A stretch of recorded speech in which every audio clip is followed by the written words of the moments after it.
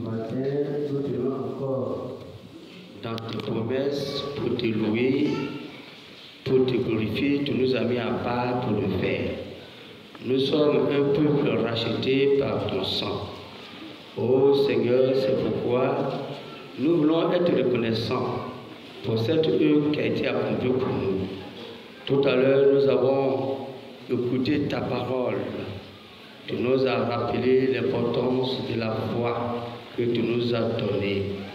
Et cette foi, c'est en toi seul que nous avons cru en toi. C'est en toi seul que nous devons croire à toute ta parole et tes promesses. Sois loué et glorifié maintenant. Nous allons encore écouter la parole. Tu nous as dit que l'homme ne se nourrit pas seulement du pain, mais de la parole de Dieu. C'est pourquoi, Père, nourris chacun de nous, du plus petit jusqu'au plus grand, que nous puissions être nourris par ta parole. Lorsque nous sommes venus ici, que nous partons heureux de pouvoir te connaître, de pouvoir t'écouter. Et que la communion qui doit exister entre toi et nous, ô Seigneur, que cette communion soit parfaite, parce que nous avons écouté ta parole. Sois loué, sois glorifié, merci. Conduis-nous dans cette écoute. Ô Dieu, dispose nos cœurs pour recevoir ta parole, parce que tu nous as dit que tu vas inscrire ta parole dans nos cœurs. Ô Dieu, pour ne pas que nous oublions cela, mais que la parole ne reste pas dans nos pensées, mais que ta parole puisse être inscrite dans nos cœurs. Et que Dieu, notre Père, que tu nous donnes la compréhension de la parole que nous allons recevoir. Oh Dieu, la parole révélée que nous devons apporter, nourrir ton peuple, que cette parole révélée, Seigneur, soit inscrite dans le cœur de chacun de nous. Donne-nous la compréhension nécessaire de cette parole pour ne pas que, Seigneur, nous fassions naufrage comme quelques-uns qui ont été cités, Seigneur, dans la parole. Sois loué, glorifié. Je me tiens ici avec un cœur sincère, au Dieu, qu'aucune parole humaine, une pensée humaine ne soit glissée, mais ce n'est que ta parole révélée. Or, Seigneur, si je m'écarte un peu de ta parole révélée, que tu remets, oh Seigneur, dans ton chandelier pour que nous puissions que apporter seulement ce qui est nécessaire pour ton peuple. Sois loué et glorifié. Conduis-nous en cela au nom de Jésus-Christ. Amen. Bien-aimés frères et sœurs, c'est une grâce pour nous de nous retrouver encore dans la présence de Dieu. Nous sommes heureux de voir notre frère Abou. Vous voyez, c'est une grâce de Dieu. Le Seigneur fait grâce à celui qui lui fait grâce. Il fait miséricorde à celui qui lui fait miséricorde.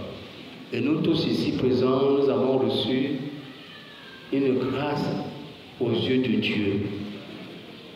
Ce n'est pas notre propre force, mais c'est la grâce, la pure grâce de Dieu. Que le nom de Dieu soit loué. Et nous avons aussi nos enfants qui ont eu leur examen de BPC. On a cité tout à l'heure la sœur. S'il y a encore d'autres enfants qui ont eu le PPC, bon, le frère n'a pas demandé cela, je le demande. Vous voyez, nous devons rendre gloire à Dieu. Le Seigneur nous donne l'intelligence et nous bénit toujours, et nous bénit toujours. Il nous a donné la promesse qu'il va nous bénir jusqu'à la 4e génération. Nous et nos enfants seront toujours bénis. Et nous croyons en notre Dieu de cette bénédiction. Nous croyons qu'à la fin de ce culte, les enfants qui ont eu l'examen, nous allons rendre gloire à notre Dieu en dehors de notre seule grâce. Il y a d'autres enfants aussi qu'on peut avoir le BPC, mais qui lèvent la main. Aujourd'hui, nous avons fini le bac et nous croyons que le Seigneur a conduit aussi nos enfants, vous voyez, et que nous allons avoir de bons résultats. Que son nom soit loué, vous voyez, des bénédictions qu'il nous donne jour pour jour.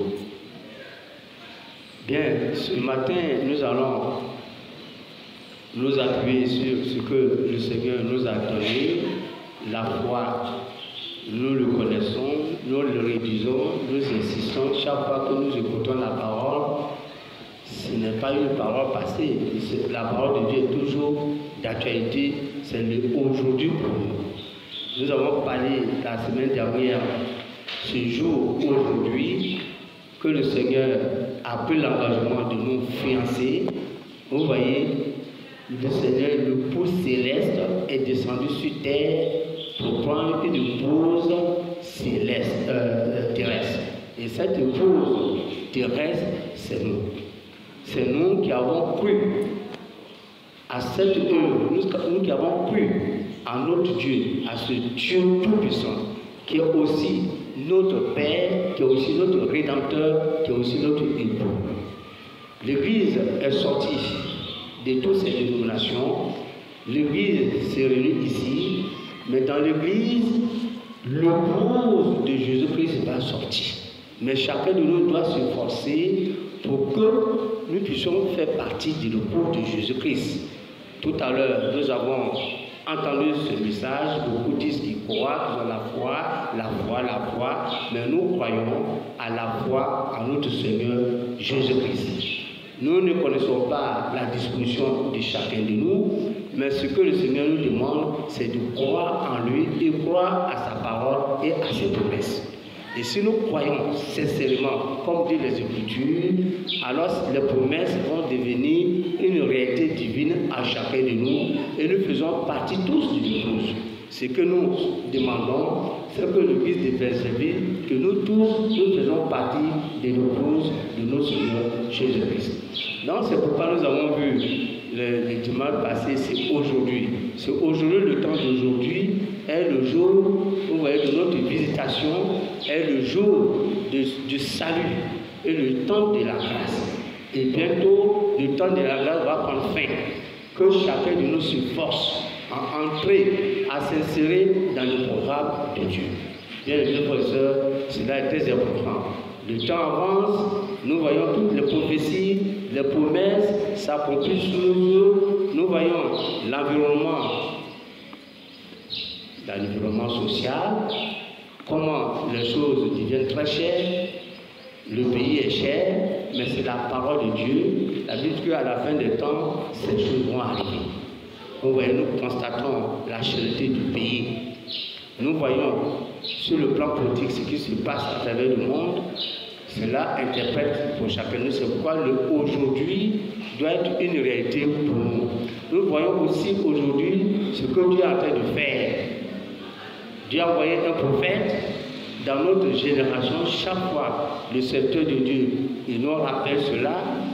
Le serviteur du prophète a été rappelé, mais qu'est-ce que Dieu fait maintenant, aujourd'hui? Il y a un serviteur fidèle qui a été établi, qui nous conduit, qui nous révèle la parole de Dieu. Donc, ce que Dieu fait aujourd'hui, maintenant, nous devons vraiment bien aimer, frères et sœurs, c'est ce que l'Esprit nous dit à l'Église.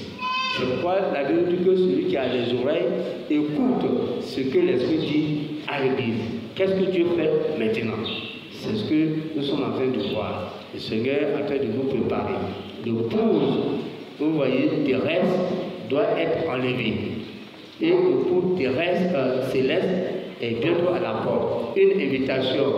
Le repas de noces a été annoncé. Beaucoup ont trouvé des petitesses. C'est vrai, on dit d'Israël, les plus privilégiés. Mais aujourd'hui, l'invitation est toujours là. Mais l'invitation aussi concerne nous, l'Église. Mais l'Église aussi trouve des prétextes, comme Israël a trouvé des prétextes et n'ont pas reconnu leur temps de visitation aujourd'hui. Donc c'est pourquoi, bien aimés frères et sœurs, le temps encore favorable, que nous puissions nous emprunter. Ceux qui ne sont pas encore de nous au Seigneur Jésus-Christ, le temps encore favorable.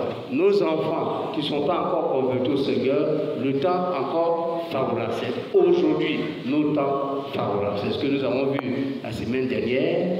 Je rappelle un peu cela pour que nous puissions nous emprunter et puis voir ce que nous allons écouter. Nous l'avons déjà toujours saisi, mais c'est un message que chaque soir avant de dormir, j'écoute. Je ne sais pas combien de fois j'écoute ce message. Vous voyez, nous avons déjà reçu, mais moi, particulièrement, j'écoute tous les soirs, toutes les nuits, avant de dormir. Tant que je n'ai pas écouté ces messages, je n'ai pas dormi. Il s'agit de quoi, en fait?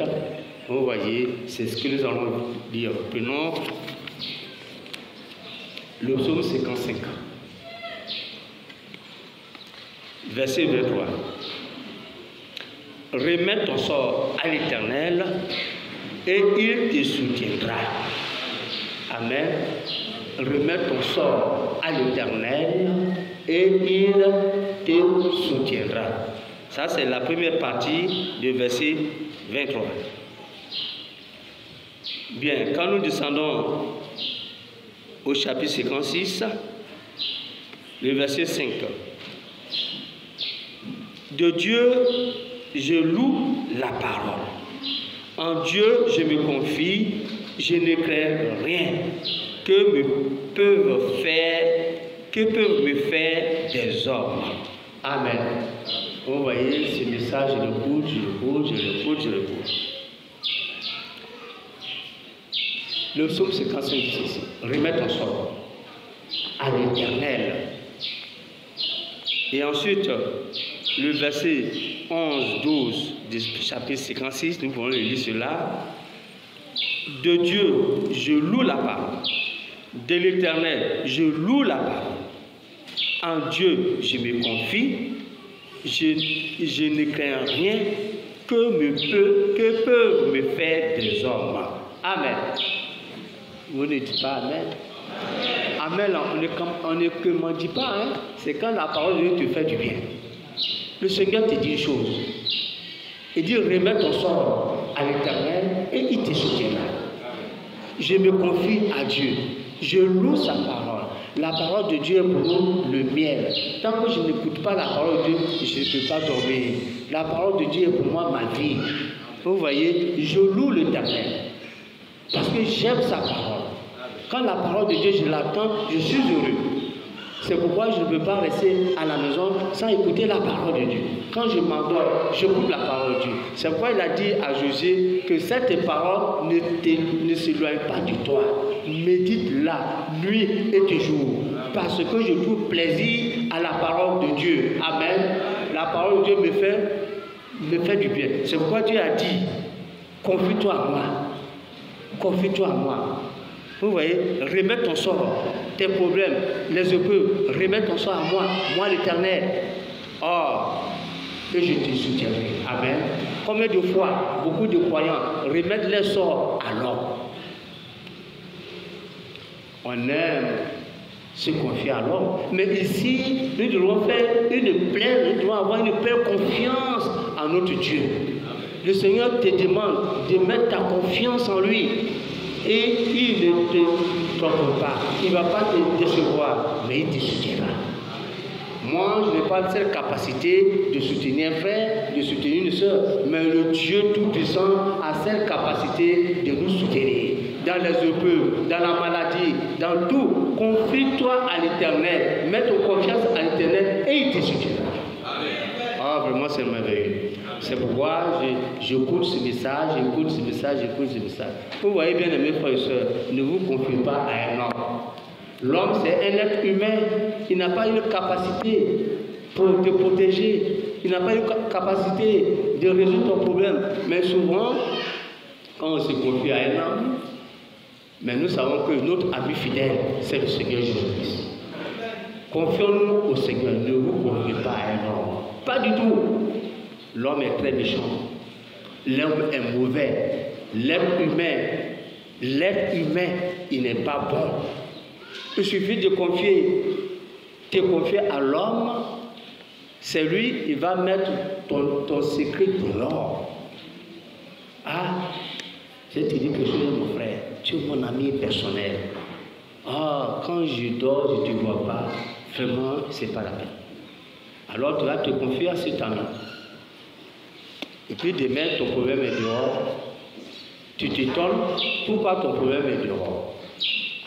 L'homme ne garde jamais secret, mais rentre dans ta chambre, parle à ton Dieu. Confie-toi à ton Dieu. Et le Seigneur gardera ton secret. Parce que lui, il est fidèle. Mais l'homme ne garde jamais ton secret, quel que soit ce qu'il est. La Bible n'a pas dit ici, vous voyez, de se confier à sa femme, de se confier à son mari. Mais ici, c'est à Dieu seul qu'on doit se confier. C'est à Dieu seul qui nous soutiendra. Ton ami ne peut pas te soutenir. Ton parent ne peut pas te soutenir. Combien de fois ton frère? Regardez un peu, on va partir à la retraite. Je vais me confier à mes frères ou bien à mes enfants. Chaque jour, ils vont me nourrir. Envoie-moi l'argent. Envoie-moi l'argent. Oh, papa, toi aussi, tu nous crois. Pendant toute la carrière, tu n'as rien fait. C'est moi, je vais te supporter. C'est moi, je vais te soutenir. L'homme ne peut pas soutenir quelqu'un, mais Dieu te soutiendra. Vous voyez? Confie ton sort à l'Éternel, il te soutiendra. L'homme il t'a assisté une fois, 2 fois, 3 fois. Il dit, hé mon frère, attention. Vous voyez? C'est comme il y a un frère, je ne dis pas son nom. Il suffit que pour une porte, tu aides un frère. Toujours c'est toi qui va appeler. Je dis, frère, pourquoi c'est moi que tu appelles? Je ne suis pas le seul frère dans Côte d'Ivoire. Toujours c'est moi, toujours c'est moi. L'homme ne peut pas soutenir son frère. À un moment donné, il sera fatigué. Mais Dieu, confie ton sort à l'Éternel et Dieu te soutiendra. Bien aimés frères et sœurs, un homme ne peut pas soutenir. Combien de fois je peux te soutenir dans ma maison? Parce qu'il va voir que tu vas commettre des actes, peut-être je peux supporter, mais demain je ne peux pas supporter. Je vais dire non, je suis fatigué. Oui, l'homme est toujours fatigué, mais Dieu n'est jamais fatigué. Confie ton sort à l'Éternel et il te soutiendra. Ah, vraiment, c'est bien aimé. Mettons toutes nos confiances à l'Éternel. Ton travail est tombé, tu as des problèmes, mais Dieu, il est toujours fidèle, il te soutiendra. Que peuvent me faire des hommes? Qu'est-ce qu'un homme peut me faire sur terre? Dites-nous, qu'est-ce que l'homme nous a fait sur terre? Les promesses qui ne tiennent jamais. Oh, demain je vais te faire ça. Demain, le monde vit des promesses humaines. Mais les promesses humaines ne sont pas une réalité. Mais la promesse de Dieu est toujours une réalité divine. Amen. C'est pourquoi nous pouvons nous confier à Dieu. Parce qu'il va nous soutenir. Que peuvent nous faire des hommes? Bien aimés frères et sœurs, ne vous confiez pas à un homme. Un homme peut te faire quoi? Rien. Un homme peut t'apporter quoi? Rien. Ah, vraiment, c'est merveilleux. C'est pourquoi nous disons ce Dieu. Confie-toi à l'Éternel. Il te soutiendra. C'est pourquoi, vous voyez, dessous, vous pouvez dire, oh, vraiment, en Dieu, je me confie. Je ne crains rien. Que peut me faire des hommes? 2 pensées. Ici, la première pensée, le Seigneur, c'est lui qui veille sur nous, c'est lui qui soutient, qui nous protège. Tout à l'heure, nous avons chanté. Le Seigneur marche devant moi, il marche derrière moi, il m'entoure, vous voyez, il me protège, il assure une pleine sécurité. Le Seigneur me protège, le Seigneur fait tout pour moi. Qu'est-ce qu'un homme peut me faire? Et l'homme n'est que des lèvres. Il va mourir. Si je m'abandonne à mon papa et que je ne veux rien faire de mes mains, le jour que mon papa meurt, je suis foutu, je me confie à mon mari. Le jour que mon mari n'est pas là, qui va me donner à manger, je suis foutu, mais le Seigneur, il est fidèle. Confie-toi à l'Éternel, confie-toi au Dieu Tout-Puissant, il te soutiendra. Amen. Vous voyez, que le nom de Dieu soit loué. Notre Dieu, il est bon. Maintenant, allons dans le psaume 50.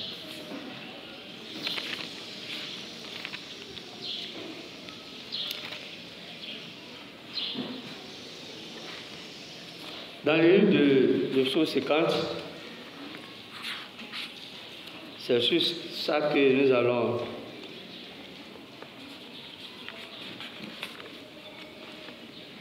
nous exhorter.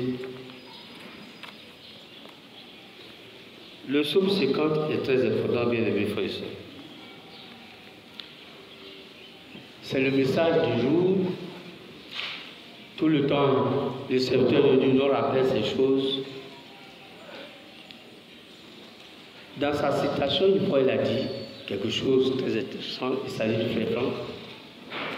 Il dit le 28 décembre. Le 28 décembre. Lui, il n'oublie jamais les dates. Le 28 décembre, qu'est-ce qui s'est passé? À 4h12-13, en 1982, le 28 décembre 1982, à 4h12-13, précision, une voix audible de Dieu lui-même qui m'a parlé. Moi, le Seigneur ne m'a pas parlé. C'est lui. À cette date, une voix audible. Dieu lui a parlé. Il a dit quoi? Rassemble-moi mon peuple qui a fait une alliance avec moi. Amen.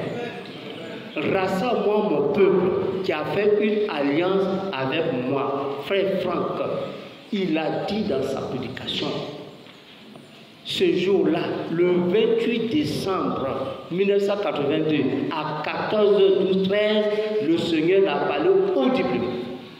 Rassemble-moi mon peuple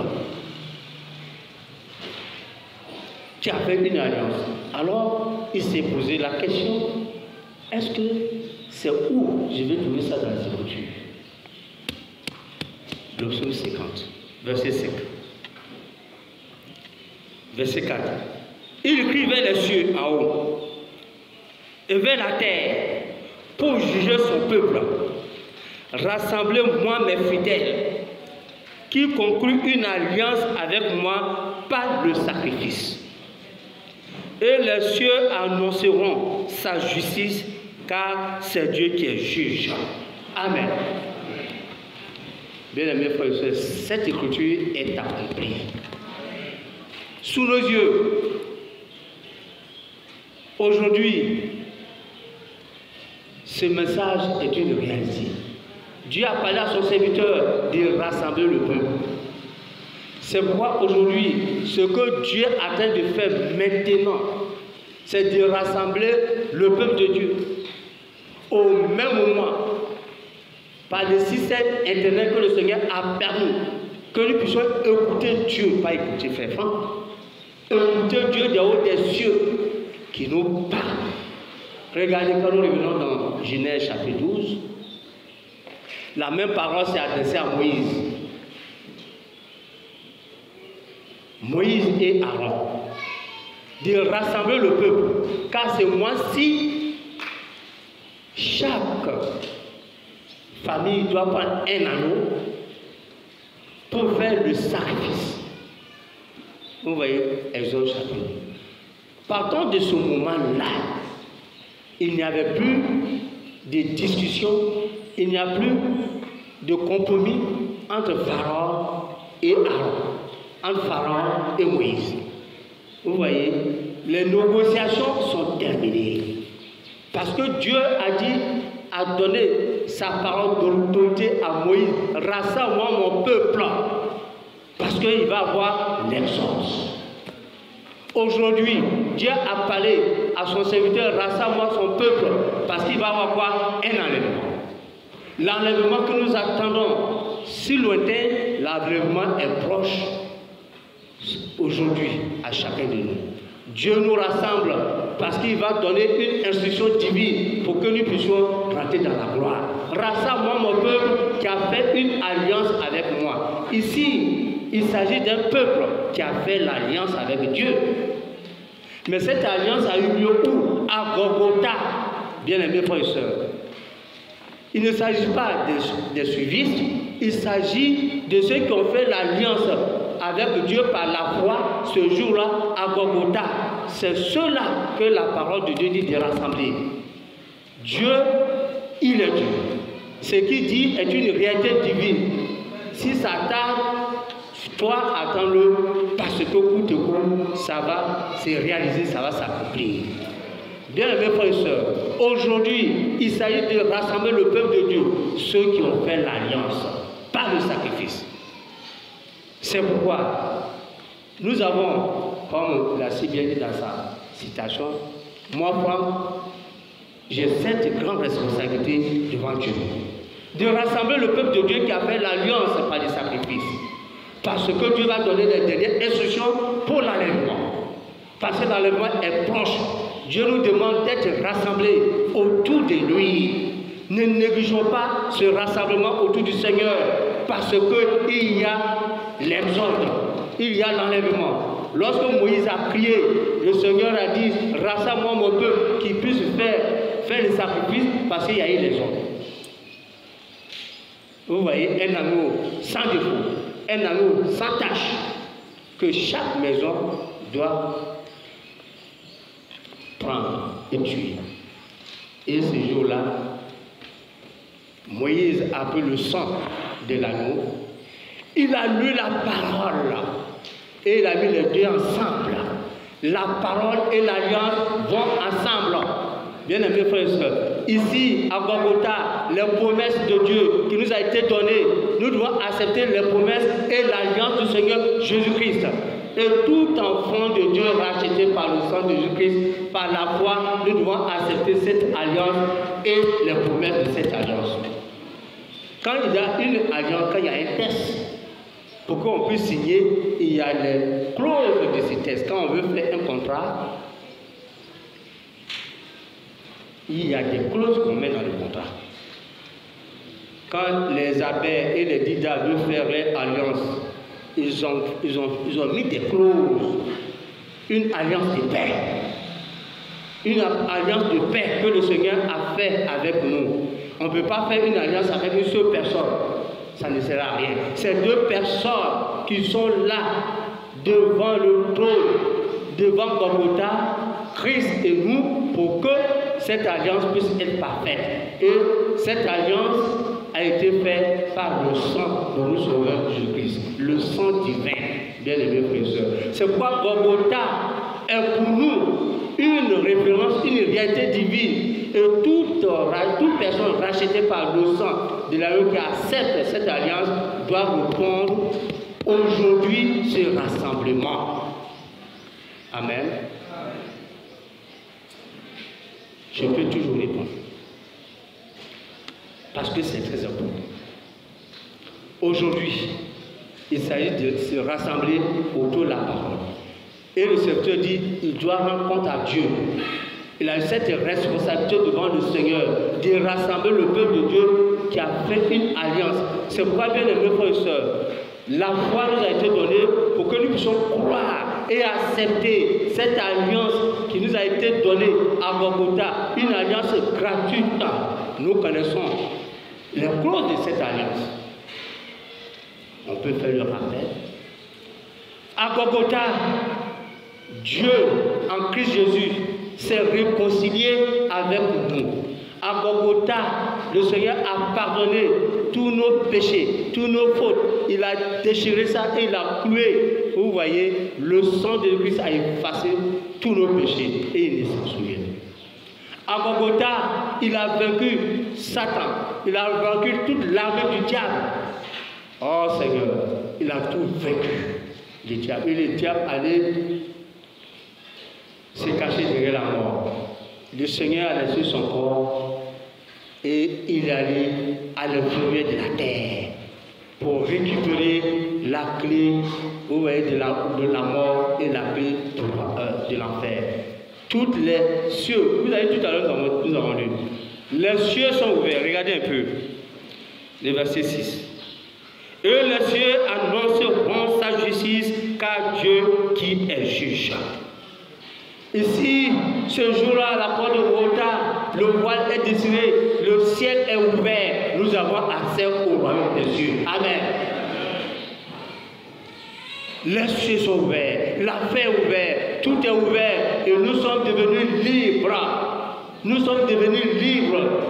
Et que, bien aimés frères et sœurs, si nous acceptons cette alliance conclue par le Seigneur et nous, alors nous devons nous rassembler aujourd'hui pour recevoir les dernières instructions du Seigneur, car bientôt nous allons aller à l'enlèvement. Rappelez-vous, les ordres de Moïse, Dieu a donné instruction à Moïse de rassembler son peuple. Dieu a donné instruction à Franck de rassembler son peuple. Qui a fait l'alliance. Ici, il ne s'agit pas de l'Église, mais il s'agit de toi et moi individuellement qui a accepté cette œuvre de Golgotha et que nous avons fait alliance par le sang divin. Bien-aimés frères et sœurs, quelle grâce que nous avons eue aux yeux de Dieu. Nous devons nous réjouir de cette alliance que nous avons reçue avec le Seigneur. Et, comme je l'ai dit, par la foi, saisir cette œuvre du Golgotha. C'est le nœud de notre salut. C'est là le jour, notre aujourd'hui. Accepter, vous voyez, Dieu nous parle avec clarté pour que nous puissions comprendre ce qu'il a fait à Golgotha. Si nous ne comprenons pas Golgotha, ce n'est pas la peine. Il dit, si vous ne savez pas qui je suis, vous mourrez dans vos péchés. Si vous ne connaissez pas ce qu'il a été fait à Golgotha, il n'y a pas quelque chose que Dieu peut faire encore aux Juifs. Tout à l'heure, le secteur nous a rappelé. Il n'y a pas quelque chose encore que Dieu peut faire pour nous, pour l'Église. Dieu a tout accompli à Golgotha. Nous devons saisir Golgotha comme notre affaire individuelle. Ce n'est pas l'Église. Il s'agit de toi et moi, par la foi, d'accepter cette œuvre qui a été faite à Golgotha. C'est toi et Dieu qui a fait cette alliance. Ce n'est pas l'Église. Il dit, mes fidèles, qui ont accepté ce sacrifice, rassemble-moi mes fidèles. Il s'agit de toi et moi, qui sommes fidèles au Seigneur Jésus-Christ, qui doivent être rassemblés pour recevoir les dernières instructions pour l'enlèvement. Ne disons pas que nous n'avons pas compris. Ne disons pas que nous n'avons pas entendu. Une voix crie, rassemble-moi mon peuple. Oh, vraiment, c'est merveilleux. Et cela a crié dans l'oreille de notre serviteur de Dieu à 4h du matin, le 28 décembre 1982. Je dis, mais ce que ça veut dire quoi? Il tremblait sur lui-même. Et il dit, il a cette responsabilité de rassembler le peuple. Il a prêché jusqu'à l'extrémité de la terre. Et s'il viendra la fin. Aujourd'hui, par l'Internet, tout le peuple, dans toutes les langues, écoute ce que Dieu dit à l'Église. Il n'a plus la force de voyager, mais c'est le Seigneur qui a permis cela, pour qu'au même moment, tout le peuple soit rassemblé et que Dieu parle au travers de lui pour donner les instructions comme Moïse l'a fait, sur la base de la parole et l'alliance. Donc, il ne peut pas avoir une alliance sans la parole.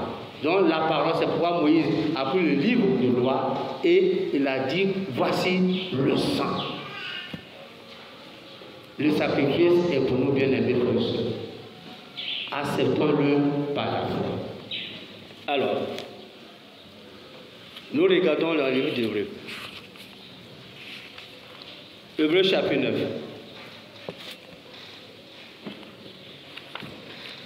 Donc, l'enlèvement se rapproche de nous. Ne négligeons pas ce rassemblement. Le rassemblement, je vous le dis, ce n'est pas l'Église.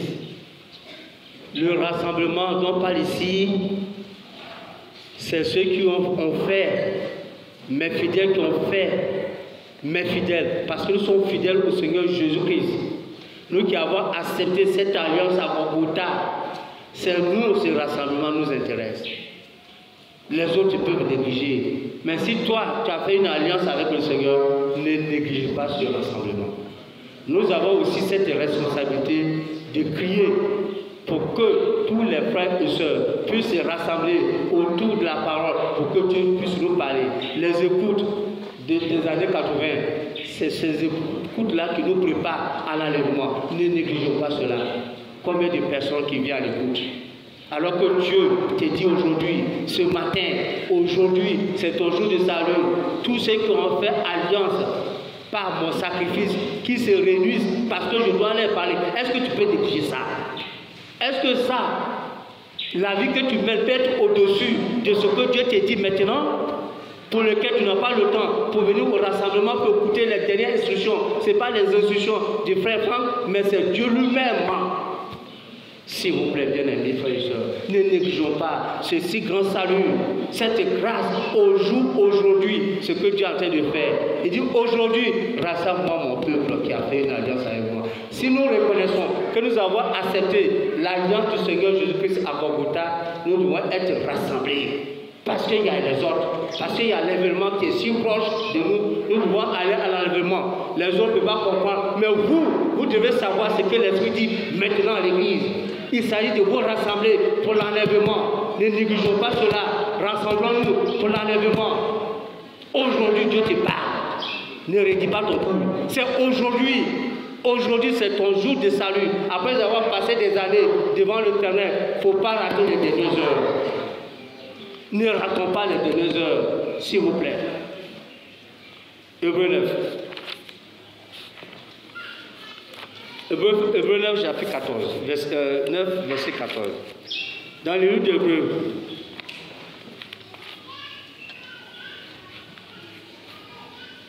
Hébreux chapitre 9, et nous allons le verset 10, Hébreux 10, nous avons le chapitre 9, verset 10 pour terminer.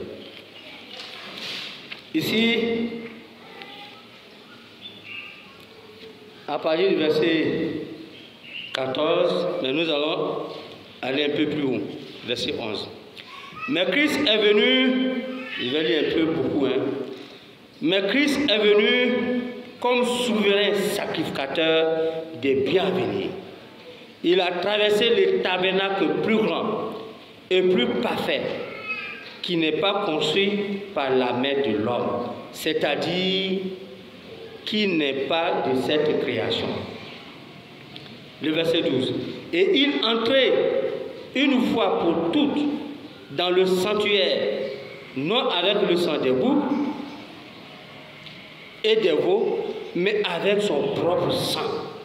C'est ainsi qu'il nous a obtenu une rédemption éternelle. Amen. Oh, vous voyez, dans l'ancienne adoration, le souverain sacrificateur prend le sacrifice des uns des autres, le peuple, et il rentre dans le lieu très saint. C'est lui seul qui doit entrer une fois dans l'année. On lui attache les chaînes aux pieds. Personne ne peut entrer dans le lieu saint, si ce n'est que le souverain sacrificateur. Ah, s'il meurt là-bas, on voit qu'il n'a pas eu de mouvement, on le tire pour le faire sortir. Parce que tu n'as pas le droit à rentrer là-bas, sinon tu mourras. Mais aujourd'hui, ce n'est plus le sang des taureaux. Aujourd'hui, ce ne sont pas le sang des agneaux, mais c'est le sang divin que Dieu lui-même, il a pris pour entrer dans ce lieu très saint et te poser, vous voyez, sur le sanctuaire. Aujourd'hui, ce jour-là, à Golgotha, le voile est déchiré, il n'y a pas de lieu saint, les cieux sont ouverts, l'enfer est ouvert, on rentre, on sort et nous sommes libres.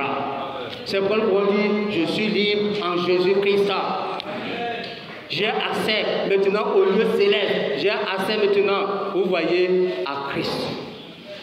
C'est ce que ici, Hébreux nous rappelle. Alors, le verset 13, car si le sang des boucs et des taureaux et la cendre d'une génisse qu'on répand sur ceux qui sont souillés les sanctifie de manière à purifier la chair, à combien plus le sang du Christ, qui par l'Esprit éternel s'est offert lui-même sans tâche à Dieu, purifiera-t-il notre conscience des œuvres mortes pour que nous servions le Dieu vivant. Amen. Vous voyez, dans l'ancienne adoration, le sacrificateur fait ses sacrifices, il prend le sang pour asperger, mais en réalité, c'est pour la purification du corps, mais ça ne touche pas l'âme. Mais Christ, il est venu faire un nouveau commencement ce jour-là à Golgotha avec son sang précieux. Amen.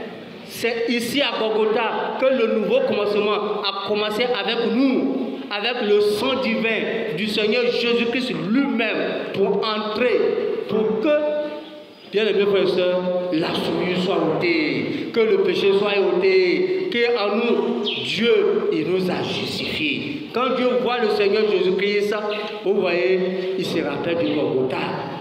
Et il a dit, mon fils, tu n'as rien fait. On n'a pas besoin de purifier le corps, de sanctifier le corps, mais le Seigneur lui-même, il est venu sanctifier notre âme. C'est le plus important, racheter notre âme. Et maintenant, nous sommes libres pour adorer Dieu. Nous n'avons plus la conscience du péché. Parce qu'au départ, dans cette adoration, c'est pour sanctifier le corps, mais tu as la conscience du péché. Et chaque année, tu fais, tu refais. Mais le péché est là. Je vois bien aimé frères et sœurs. Ici, le Seigneur nous dit, combien plus le sang du Christ, qui par l'Esprit éternel s'est offert lui-même sans tâche à Dieu, purifiera-t-il notre conscience des œuvres mortes. Aujourd'hui, la conscience morte que nous avons a été enlevée. Les mauvaises pensées que nous avons sont enlevées. Parce que le sang de Jésus-Christ nous a purifiés de tout. Amen. Et devant le Seigneur, nous sommes agréables. Et son bon plaisir est en nous. Parce que c'est en Jésus-Christ. Il dit, voici mon fils bien-aimé à qui je mets mon bon plaisir. Et nous, en Jésus-Christ, quand le Seigneur nous voit, son bon plaisir est en nous. Et nous sommes libres d'adorer notre Dieu, pas par contrainte. C'est pourquoi nous ne venons pas ici, bien-aimés frères et sœurs, pour avoir une contrainte, pour avoir une charge dans nos pensées, dans nos consciences, et puis trembler devant le Seigneur.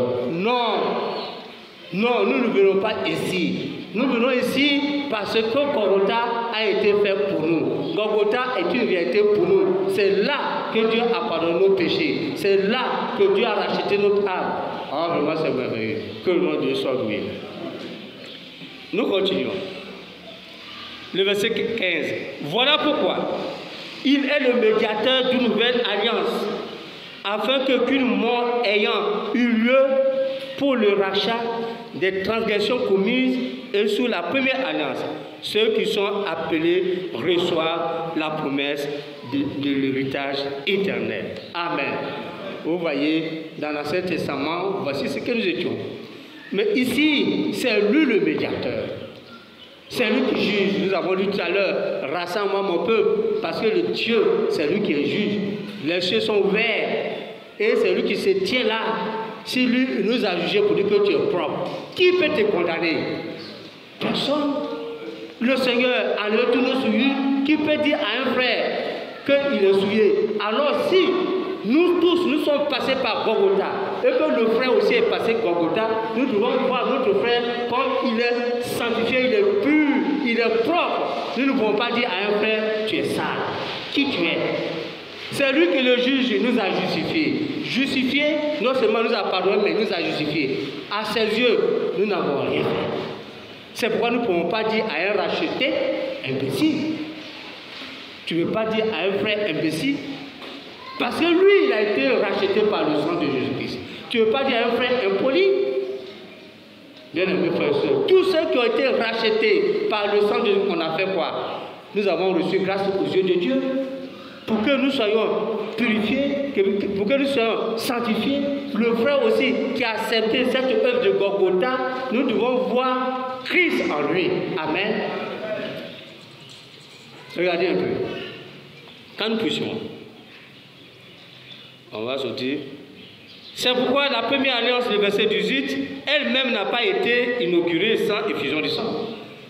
En effet, Moïse, après avoir énoncé pour tout le peuple chaque communauté selon la loi, pour le sang, des veaux et des boucs à l'aide de l'eau, de la laine écarlate et de l'hysope, et aspergeant le livre lui-même et tout le peuple, en disant, ceci est le sang de l'alliance que Dieu a ordonné pour tous. Nous avons rappelé tout à l'heure qu'avant la première exode, Dieu a donné instruction à Moïse de rassembler le peuple et de tuer un agneau. Mais Moïse a pris le sang et il est venu devant le peuple avec les livres de la loi, la parole et l'alliance sont mis ensemble. Les promesses, vous voyez, et l'alliance, la nouvelle alliance sont mis ensemble. C'est pourquoi celui qui est racheté, il doit croire à tout ce que Dieu a dit dans la parole de Dieu et l'exécuter. Nous ne devons pas négliger une parole de Dieu, une promesse de Dieu. Vous voyez, parce que nous avons accepté cette alliance, cette nouvelle alliance, les promesses et l'alliance et le sang, comme Moïse l'a fait.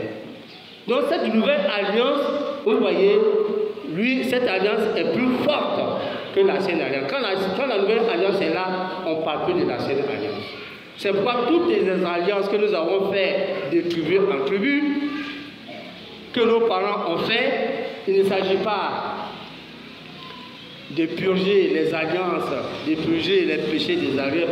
Mais aujourd'hui ici, avec le sang de Jésus-Christ, toute alliance n'existe plus. Il faut croire en cela. Il n'y a pas d'alliance arrière-grand-père qui te met la malédiction. Aujourd'hui, le Seigneur a pris cette malédiction à la croix et il t'a libéré. Crois à cela, frère, et tu seras libéré. Il n'y a plus ceci, cela, parce que cette nouvelle alliance est plus forte. Annule l'ancienne alliance. L'ancienne adoration annulée. C'est pourquoi, bien aimés frères et sœurs, nous tombons dans Hébreux 10, verset 2. Attends, remontons au verset 1. La loi, en effet, possède une ombre des biens à venir et non pas l'exacte représentation des réalités. C'est pourquoi elle ne peut jamais, par les sacrifices toujours identiques, qu'on présente perpétuellement chaque année, amener à la perfection ceux qui s'approchent ainsi de Dieu. Bien aimés frères et sœurs, tout à l'heure nous avons chanté notre Dieu est bon. Dans l'ancienne adoration, chaque année là, tu dois faire sacrifice. Tu dois donner procuration à l'animal. Quand tu prends l'animal et tu viens devant le sacrificateur pour offrir à Dieu, toi tu dois donner procuration à l'animal. Et chaque année, l'animal meurt à ta place. Et quand tu vois l'animal subir, alors toi aussi tu as un peu le regret de ce que tu as fait autrefois. Mais chaque année tu fais. Chaque année tu fais. Mais ton péché est là. C'est pourquoi, souvent je le dis, il y a des gens, quand ils ont des problèmes, ils vont devant le vin rouge. Ils boivent le vin, ils boivent tout pour que le problème n'a qu'à partir. Mais quand tu as fini, et puis tu es saoulé là, le problème est toujours là. Qu'est-ce que tu as fait? Toi-même, tu t'es fait du mal. C'est parce que tu as un problème, on te dit, il faut aller boire du vin. Non, quand tu as un problème, on fout toi à l'Éternel et il te soutiendra. C'est ce que nous avons écouté. Quand tu as un problème dans ton foyer, tu as un problème avec ta femme, tu as un problème avec ton mari, tu as un problème avec tes frères, tu as un problème dans ton travail, ce n'est pas le vin qui règle le problème.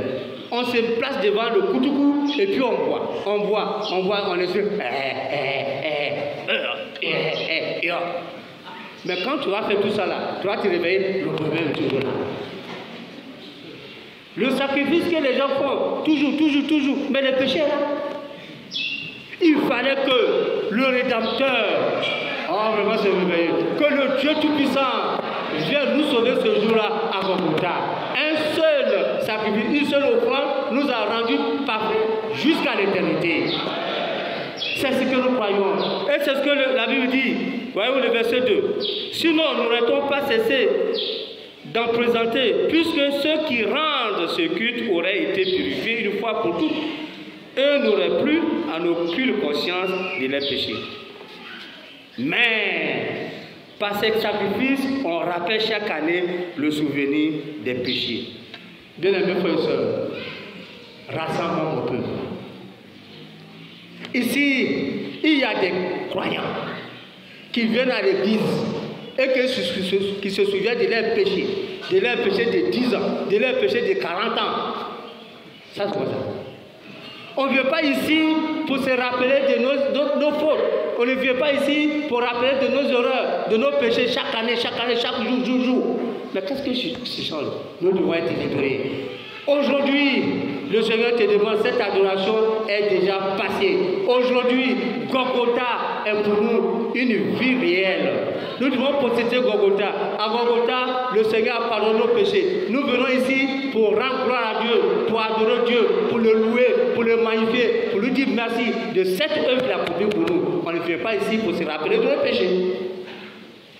Et souvent, regardez une chose. Les croyants d'aujourd'hui, s'il y a un nouveau serviteur qui vient ici, Quand il va aller dans le groupe, tout le monde va courir. Ah, frère, j'ai fait ça, frère, j'ai fait ça. C'est pas biblique. Il faut croire Golgotha. Et cette œuvre qui a été accomplie à Golgotha est suffisante pour qu'on puisse dire nos erreurs à un serviteur qui vient d'arriver. Frère, voici ce qu'elle dit ça à Dieu. Tes erreurs. Vous voyez, l'œuvre de Golgotha est suffisante pour nous. Tout à l'heure, je vous ai dit, on ne se confie pas à un homme. Confie-toi à Dieu, et Dieu te soutiendra. C'est lui qui est mort pour toi. Un frère n'est pas mort pour toi, il est comme toi aussi qui a accepté cette œuvre de Golgotha. Nous ne venons pas ici pour confesser devant un homme, mais dites tes erreurs à Dieu. Et souvent, les jeunes mariés, avant de se marier, ah sœur, qu'est-ce que tu as fait avant? Qui vous a dit ça? Ah frère, si dis-moi ton passé. Sœur, dis-moi ton passé. Est-ce que le Seigneur a regardé ton passé? Il n'a pas tenu compte de tes fautes. Si tu aimes une sœur, prends-la parce que tu crois en elle. Elle est une rachetée. Vous voyez? Mais ne venons pas ici pour raconter des histoires. Ce n'est pas comme ça que nous avons appris à connaître le Seigneur. Amen. Nous venons ici parce qu'il y a une œuvre qui est faite pour nous à Golgotha. Dieu a tout accompli pour nous. Il y a quoi à faire encore? Qu'est-ce que Dieu peut faire pour nous? Il reste quoi à faire? Il n'y a rien à faire. Vous les nouveaux civilisés, ah, Serge, je vais te marier, il faut faire tel, Serge, je vais te marier, il faut compter tes histoires.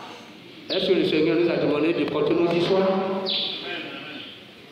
Ces jours à Golgotha, on ne se rappelle plus de nos péchés. C'est la saine adoration. Un serviteur vient ici, ce n'est pas la peine d'aller avec lui dans le secret. Après, j'ai fait ça. Après, souvent, même les gens paient des transports pour aller voir des serviteurs pour confesser. C'est écrit où dans la Bible? Ils paient des transports. Vous avez beaucoup d'argent. Parlez-vous confier à un homme. Que peut-il faire un homme? C'est ce que nous avons lu au départ. Qu'est-ce qu'un homme peut nous faire? Et que Dieu n'a pas fait pour nous, que Dieu n'est pas capable. Confie-toi à l'Éternel et il te soutiendra. Qu'est-ce que peuvent nous faire les hommes? C'est pour vous divulguer, parler, oh les frères là. Bien aimés frères et sœurs, partant de cette œuvre, chacun de nous a fait une alliance avec l'Éternel. Nous devons voir tous les frères et sœurs qui ont fait l'alliance avec le Seigneur, qui sont sanctifiés, qui sont justifiés. Ne regardez pas un frère mauvais, ne regardez pas une sœur mauvaise, à condition qu'elle n'a pas accepté cette chose de Golgotha. Vous voyez que Golgotha, si nous comprenons Golgotha, c'est quoi nous insistons. Quand le serviteur part, il revient toujours sur Golgotha, pour que nous puissions comprendre l'importance de Golgotha. Dieu nous a révélé Golgotha.